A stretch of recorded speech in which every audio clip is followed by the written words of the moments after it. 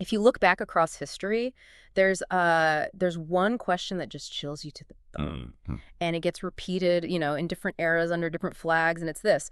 What happens when the entity designed specifically to protect citizens, the state instead declares war on them? It's the ultimate moment of structural failure, isn't it? Yeah, That instant when the shield turns into a sword and is exactly. aimed right at the people it's supposed to be governing.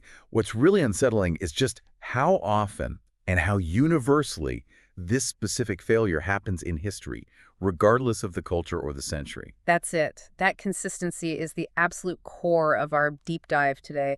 We're pulling directly from a really powerful constitutional and historical analysis. It's titled Tyranny's Trilogy, State as Internal Enemy, and it was researched by Mr. Zahir Ahmad Mir. And the central idea here is, well, it's wildly ambitious Hmm. and highly provocative. It takes three radically different historical events and just lays them side by side. Sort of. We're talking about the Siege of Harrah in the 7th century, the French Reign of Terror in the 18th, and then Pakistan's 1977 martial law in the 20th century. And the goal is to try and pull out a truly universal law about government legitimacy and really the mechanics of tyranny. Right. And our mission here is to unpack this foundational argument, which is that the state loses its legitimacy at the precise moment it wages war on its own people. Hmm. It's violating the fundamental rights and the social contract it was created to uphold in the first place. The source suggests there's a line, a moral and constitutional line, that every regime crosses at its own peril. And for you listening, you should prepare for some truly astonishing parallels. We're going from a crisis that involves ancient religious authority to the pure fanatic zeal of revolution, all the way to the cold, calculating mechanism of a modern military dictatorship. Yet the logic is the same. The core logic, the justifications, the administrative tools of oppression, they are chillingly consistent across continents and millennia. Okay, let's unpack this enormous idea. We'll start with the oldest and maybe the most foundational case in this trilogy, Case 1, the Siege of Harrah, 683 CE. The source frames this, and this is important, not as a simple revolt, but as a total collapse of constitutional limits. That framing is absolutely critical. We're in Medina Munawwara, the city of the Prophet. The political atmosphere is already, let's say, highly charged. Right. This is just after the martyrdom of Imam Hussain. Exactly. Which was, in itself, a massive crisis of leadership legitimacy for the Umayyad Caliph Yazid. So the tension is already there. So Medina, the very heart of the early political and religious establishment, was seething. But what was the specific catalyst? What made the city actually stand up to the caliph? It wasn't just some vague discontent. The source pinpoints it as a very specific, articulated constitutional protest. Constitutional, not just a riot. Not at all. And the distinction is crucial. This was not an uprising of criminals or a disorganized mob. This was a principled, legal, and even theological stand. And it was taken by the custodians of the state's own foundational principles. So tell us more about who these participants were, because if the state is going to define them as the enemy, we need to know who exactly was being targeted. Well, we're talking about the highest levels of moral and legal authority you could find at the time. The core groups who rejected Yazid's rule included the remaining Sahaba, the revered companions of the Prophet himself, Wow. and the Tabi'in, the next generation of scholars, jurists, traditionists, plus the established city elders. When this entire cross-section of civic, moral, and legal leadership rejects a ruler, it signifies a complete and utter rupture in the social contract. And their demand was centered on law, you said. What exactly did they say Yazid had done wrong? The rejection was constitutional. It was very specific, rooted in the political theory of early Islam. They stated quite clearly that they would not accept a ruler who violates the Sunnah. It means a ruler who consistently transgresses the established moral and legal norms that come from the Prophet's practice and tradition. And their action was measured. They peacefully deposed the governor Yazid had appointed and just restored local authority to the respected elders. It was civil disobedience, really, meant to force a constitutional reckoning. A measured, peaceful, principled action taken by the very people who defined the social contract. Okay, and here's where the trilogy truly begins. The catastrophic state response. This is the moment. Yazid's reaction confirmed he saw the Constitution and these protesters as an obstacle to his absolute power. So what did he do? The response was swift, overwhelming, and utterly brutal. It confirmed the crisis was now a war. Yazid sent an army of thousands under the command of Muslim ibn Uqa. And the instructions. The instructions were not subtle. It wasn't a mandate to negotiate. It was an ultimatum to war. The order was, and I'm quoting here, crush them until they submit. This is the first universal marker in our analysis.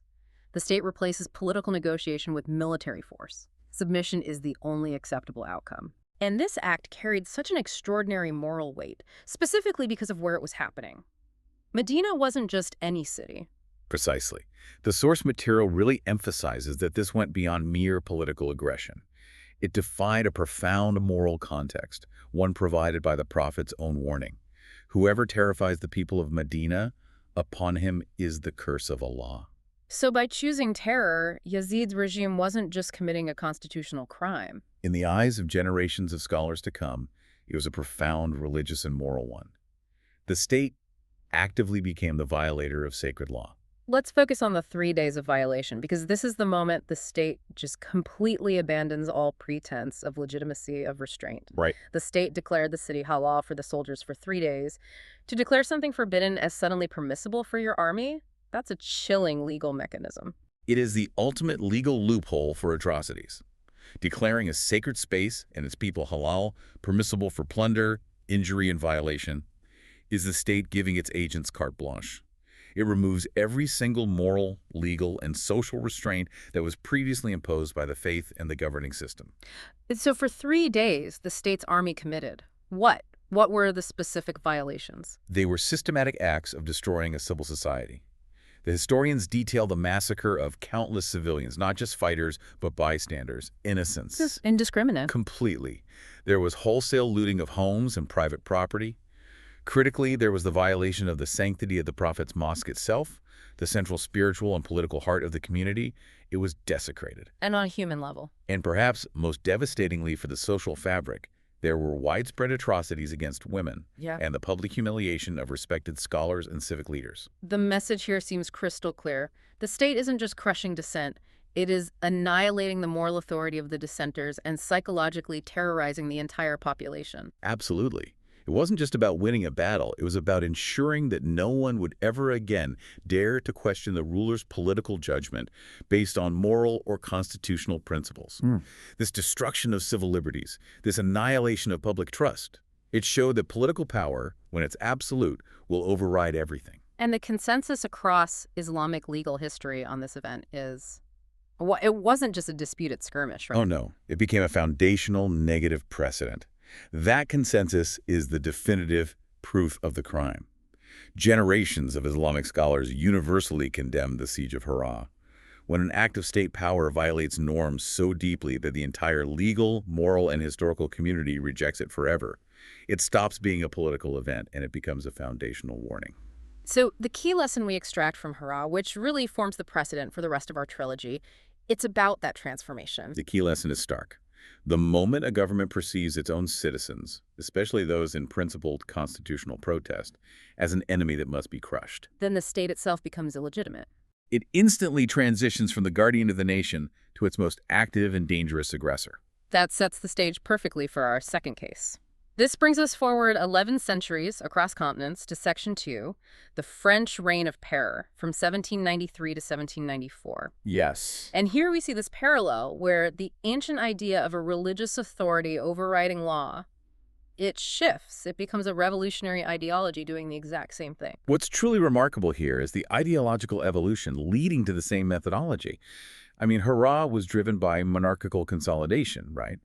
But the terror was driven by revolutionary purification and ideological zeal. But the core mechanism is identical. Identical, using systemic fear and violence to enforce absolute compliance. Okay, so the context is the early, chaotic years of the French Revolution. We're talking about the Committee of Public Safety under Maximilien Robespierre. Their justification sounds, well, hauntingly similar to Yazid's stability argument, just wrapped in secular language. It's the same rhetoric. The necessary ends justify the evil means. The terror was unleashed, and this is in their own words, to protect the revolution. There it is. It's the ultimate totalitarian justification. The new system, the republic, the greater good, it's so fragile and so important that any means, including the mass execution of your own people, is permissible. Stability is just replaced with revolutionary necessity. Mm. The nation, they claimed, could only be saved by purging the body politic. And the scope of that purge shows this wasn't about fighting external enemies or even just counter-revolutionaries. It became a witch hunt against insufficient enthusiasm. Precisely. The state targeted anyone deemed insufficiently zealous or potentially oppositional, and the list of victims demonstrates the total lack of legal boundaries. It included political opponents, royalists, religious figures, nobles, intellectuals, and this is the crucial part, even allies and co-revolutionaries. People on their own side. People who were seen as too moderate, too soft, or maybe just too ambitious. When the state begins to consume its own architects, you know the fear mechanism has become self-sustaining. Let's just nail down the sheer scale of the violence here. Over 17,000 official executions in such a short period, that's a staggering number. And that 17,000 is the official number, people executed by guillotine or firing squad after some kind of judgment. The estimates of those who died in prison or in summary executions, it pushes the total far, far higher.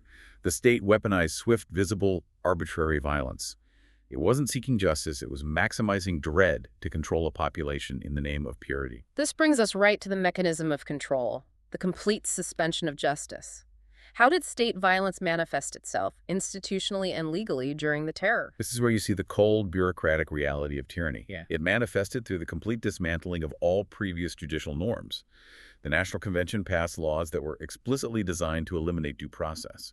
The most infamous was the Law of Suspects in 1793. What did that law actually do? It legalized vagueness as a capital offense.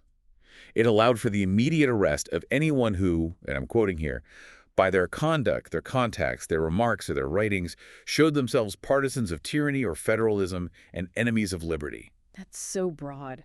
It's so broad that simply showing insufficient enthusiasm for the revolution was enough to get you condemned. The burden of proof completely shifted. You were guilty until you could somehow prove your zeal. So the state institutionalized fear by making every single citizen a potential criminal based on a subjective interpretation of their character. Exactly. And this led to the rise of secret tribunals, neighborhood surveillance committees, a vast oppressive bureaucracy. And then came the Law of 22 Prairial in June 1794. Which did what? It made the system even faster. It effectively abolished the need for witnesses or even defense counsel if the court was already morally convinced of guilt. The system was engineered not to determine truth, but simply to pass sentence. It sounds like the state was basically declaring that the revolution itself was the only defense needed, and if you opposed it, you forfeited all your rights. Precisely. And the horrifying spectacle of the public guillotining served as both execution and political propaganda. It was a daily, visceral reminder that the state held absolute power over life and death, and that justice had been replaced by ideological conformity. The state, in its pursuit of purity, became the largest source of legal disorder and violence in France. And yet, this entire system of fear demonstrates the profound universal law we're trying to extract here. The terror didn't end because the people overthrew it. It ended because it imploded. That is the crucial insight. The revolution, which it claimed to be the ultimate expression of the people's will, ended only when Robespierre himself was executed by the very machine he had perfected. Wow. A state built on fear eventually, and you could say inevitably, devours its own creators. The system couldn't distinguish between a legitimate enemy and an insufficient friend. It just had to keep purging. Which sets us up for a truly modern iteration of this pattern. We're moving forward to the 20th century, case 3. We're shifting focus from ancient and revolutionary violence to a modern example that emphasizes the structural, the bureaucratic, and most chillingly, the judicial transformation of a state. Pakistan's 1977 martial law. This case is vital. It shows that tyranny doesn't need a sacred caliphate or a violent revolution. It can be imposed through the cold, calculated manipulation of modern constitutional mechanisms and steep bureaucracy. The violence here is often structural, the death of law before it becomes physical. Right. The event itself is well known. General Zia-ul-Haq overthrows the elected government of Zulfikar Ali Bhutto in July 1977. On the surface, it looks like just another coup. But the analysis in the source material emphasizes that this was far more than a simple changing of the guard. This was a sophisticated, deliberate, structural transformation of the state. It was intended to fundamentally realign the constitutional power structure, the military's role, and the very identity of the nation for decades to come. So, once Zia established control, what were the immediate mechanisms of suppression he used? to transition the state from a constitutional republic to a military dictatorship? Well, the initial moves were textbook consolidation, but implemented with a real bureaucratic precision.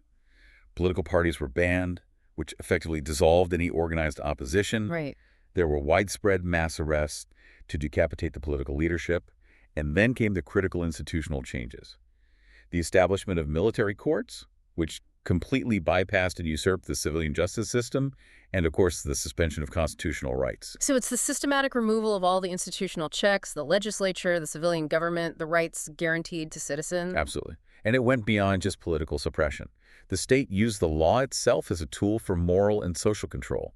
We saw the rapid implementation of hudud laws, which the source notes were implemented with, quote, questionable process. And these laws were used how? They codified certain Islamic penalties. But they weren't just used to impose a moral framework. They were often used to silence or intimidate dissenters under a kind of guise of piety. And what was the visible, physical manifestation of this new regime of fear and control? To publicly enforce compliance and fear, the regime reintroduced these high-profile acts of public humiliation and violence, like public floggings. Wow. The state was broadcasting a very clear message. Not only is dissent a crime, but the military reserves the right to inflict immediate, humiliating, and highly visible physical punishment on any citizen who steps out of line. It was a calculated structural attempt to rewrite the rules of citizenship using fear and moralizing legislation. This focus on rewriting the rules brings us to the most unique and, I think, insidious aspect of the 1977 case, the role of the judiciary. This is where legality is bent to serve illegality through the doctrine of necessity. This is perhaps the deepest constitutional rupture in the entire trilogy, because it involves the willing, or maybe coerced, complicity of the very institution that's designed to be the ultimate guardrail. The Supreme Court. The key case is Begum Nusrat Bhutto v. Chief of Army Staff, 1977. The Supreme Court was faced with the ultimate question. Does a military coup, an extra-constitutional act, possess any legal legitimacy within the framework of the nation's constitution? And the court didn't just reject the challenge or uphold the Constitution. They delivered this profoundly paradoxical ruling. They invoked the doctrine of necessity. Now, this is a powerful, dangerous legal mechanism. It comes from Roman and later colonial law, and it allows a court to temporarily validate illegal acts like a coup on the grounds that they're necessary to maintain order, or prevent total chaos, or preserve the state itself. So what did the judgment actually say? It delivered a perfect contradiction. In essence, martial law is illegal, but necessary. Wow, that phrase, it encapsulates the entire tragedy of judicial compromise. It acknowledges the illegality, but at the same time, give the regime a full, practical, legal cloak of legitimacy. It's the moment the guardrail fails. By invoking necessity, the judiciary abdicated its role as the institutional check on state power and became subordinate to it. This ruling gave the Zia regime not just permission to exist, but the actual legal mandate, the cloak of legitimacy, to systematically reshape Pakistan's entire political and institutional framework for the next decade. Including the Constitution itself. Including the right to unilaterally amend the very constitution it had suspended. So the ultimate corruption in this modern case wasn't just physical violence, but the corruption of the concept of law itself. Absolutely. This was the deepest moral constitutional rupture. Dissent became a crime, state power was rubber-stamped as absolute, and the legal constraints that protected the citizen just vanished. It shows how easily the rule of law can be subverted when it's faced with absolute power that knows how to speak the language of national survival. And it set a devastating precedent. A devastating precedent for subsequent military interventions. It created a vulnerability in Pakistan's constitutional structure that lasted for generations. The comparison is becoming remarkably clear. We've moved from a caliphate enforcing its power to a revolutionary committee enforcing its purity to a modern military enforcing its version of order. Now we get to Section 4, the synthesis. This is where we connect these historical dots and reveal the universal architecture of tyranny. This is where it all comes together. Placing a 7th century Islamic government, an 18th century French committee, and a 20th century Asian military junta side by side, it reveals that the core operational logic of state illegitimacy is uniform. And the theme is unavoidable. In all three cases, the state declared war on its own people. Let's talk about how opposition was rebranded, because tyranny always starts by redefining the internal enemy. The linguistic and legal shift is fundamental. In Harrah, the principled protest of scholars and companions seeking to uphold the Sunnah was immediately treated as treason against the caliph's authority. Right. In the Reign of Terror, intellectual or political dissent, or even just moderation, was rebranded as betrayal of the revolution. Counter-revolutionary activity. Exactly. And in Pakistan 1977, legitimate political opposition was structurally categorized as a fundamental threat to the stability and survival of the state, justifying immediate arrest and court-martial. So in every case, the system isn't used to judge an action, but to judge the identity of the opponent as an existential danger. Precisely. And the violations were highly symbolic, weren't they? They weren't random. They targeted the foundational sacred spaces or systems of that particular society. Yes, they attacked the institutional heart that granted legitimacy. In Harrah, it was the physical and moral sanctity of the sacred city Medina and the Prophet's Mosque.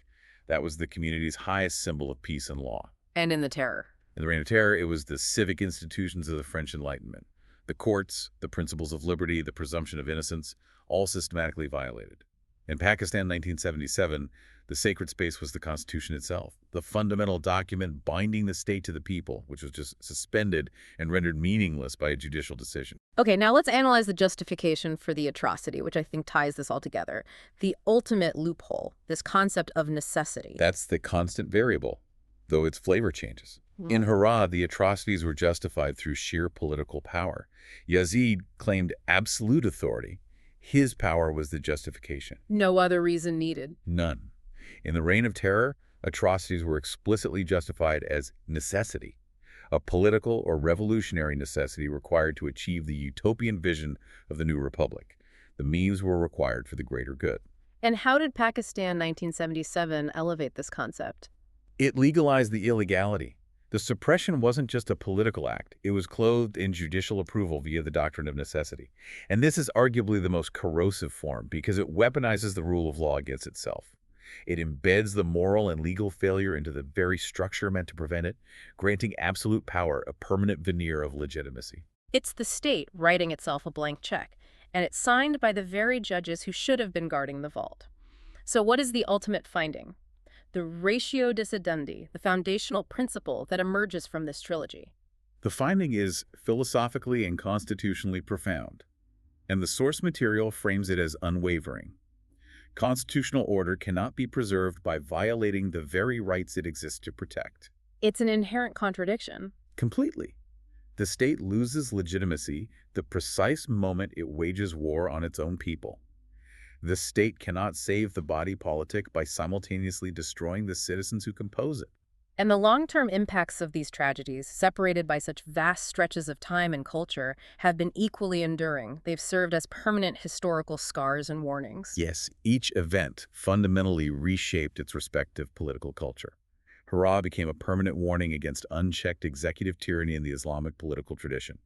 It set the stage for centuries of debate over the limits of obedience to a ruler. And the Terror. The Reign of Terror taught Europe the catastrophic failure of governing by fear and ideology, solidifying the importance of due process, even for declared enemies.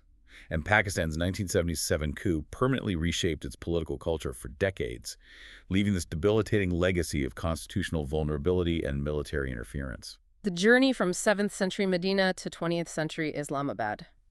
It reveals a shocking uniformity in the methods regimes use to declare themselves legitimate while acting illegitimately. And it leads us, I think inevitably, to the source's final conclusion: the universal law. And the universal law derived here is deceptively simple. Governments fail and collapse when they forget that citizens are the source of the nation, not enemies to be subjugated. Justice, defined as the equal application of the law and a respect for fundamental rights, is the only true, sustainable foundation of authority. Anything else is built on sand. Any attempt to substitute power, ideology, or so-called necessity for justice guarantees the state's eventual self-destruction. This deep dive has done exactly what it set out to do. It's extracted profound, actionable, and universal lessons from sources that at first seem completely unrelated. We've seen that the tools used to dismantle constitutional order, the cynical rebranding of dissent, the systematic suspension of justice, and the ultimate invocation of necessity are historically and functionally consistent, regardless of the ideology or the era. And the value of this comparative context for you listening is immense. By understanding the historical mechanisms of tyranny, whether it's through the brute force of a caliph, the fervor of a revolutionary committee, or the compromise of a Supreme Court, we equip ourselves to recognize these specific early warning signs today. Tyranny doesn't just arrive suddenly, it arrives step by step, often clothed in the language of national survival. Absolutely. The final moral lesson of the analysis is that a state destroying its people is fundamentally destroying itself. But that brings us to our final provocative thought for you, the listener, something to mull on long after this deep dive concludes. We've established that all three of these systems, monarchical, revolutionary, and dictatorial, use some form of necessity, moral, political, or judicial necessity. It's the ultimate justification for their crimes against their citizens. Necessity is indeed the tyrant's loophole. So if necessity is the single most effective legal and political loophole used to justify suspending the Constitution, we have to ask, what is the single most important institutional guardrail that a society must maintain at all costs to prevent the state from seeing its citizens as the internal enemy? Is it the absolute, unassailable independence of the judiciary, meaning judges cannot fear executive power? Or is it the guaranteed, non-negotiable right to robust due process, making arbitrary arrest impossible? Or perhaps it's truly robust civilian oversight of all military and police forces? That is the question that defines the resilience of any republic, isn't it? What mechanism, once it's compromised, allows the entire structure, no matter how old or new, to fall victim to the siren song of necessary violence? Think about that question and how those historical lessons apply to the guardrails in your own society and the systems you rely on. Thank you for joining us on the Deep Dive.